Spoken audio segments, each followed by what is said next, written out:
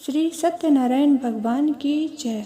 दोस्तों, आज मैं आपको सुनाने जा रही हूँ श्री सत्यनारायण भगवान की व्रत कथा। श्री सत्यनारायण कथा प्रथम अध्याय।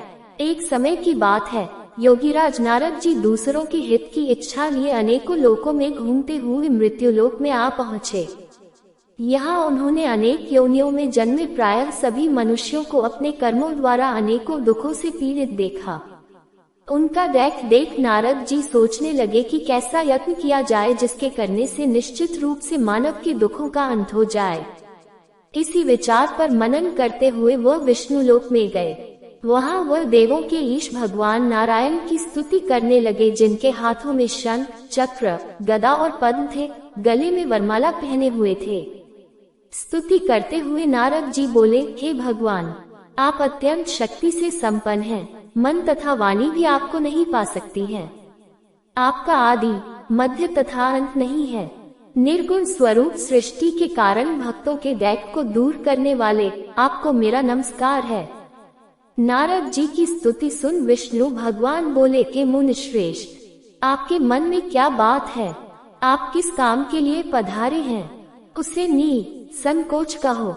इस पर नारद मुनि बोले कि मृत्युलोक में अनेक योनियों में जन्मे मनुष्य अपने कर्मों के द्वारा अनेकों दैख से दुखी हो रहे हैं। हे नाथ, आप मुझ पर दया रखते हैं तो बताए कि वो मनुष्य थोड़े प्रयास से ही अपने दुखों से कैसे छुटकारा पा सकते हैं।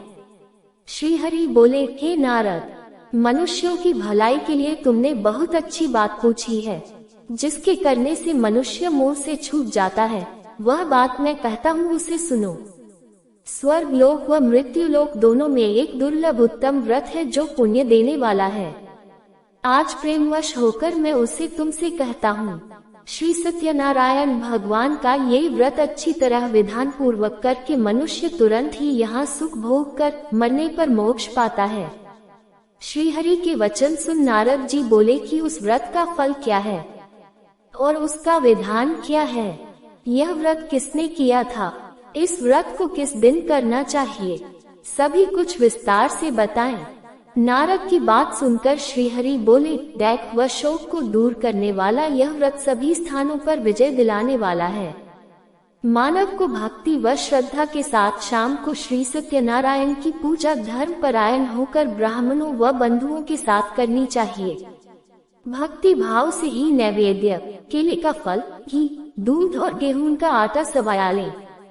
गेहूं के स्थान पर साठी का आटा, शक्कर तथा गुड़ लेकर वह सभी भक्षण योग्य पदार्थों को मिलाकर भगवान का भोग लगाएं। ब्राह्मणों सहित बंधु बांधवों को भी भोजन कराएं, उसके बाद स्वयं भोजन करें। भजन कीर्तन के साथ भगवान की भक्ति में लीन हो जाएं। इस तरह से सत्यनारायण भगवान का ये व्रत करने पर मनुष्य की सारी इच्छाएं निश्चित रूप से पूरी होती हैं।